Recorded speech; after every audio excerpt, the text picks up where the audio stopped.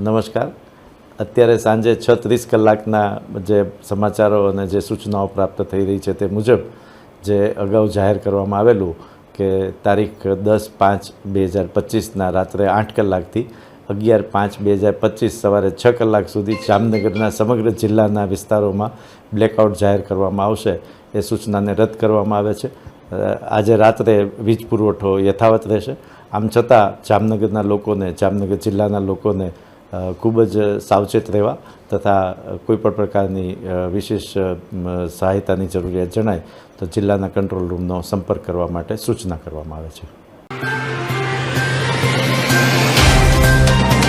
तो WhatsApp, Twitter, Facebook, Insta जहाँ भी आपका अकाउंट है, इसे शेयर बटन के द्वारा वहाँ पर शेयर करें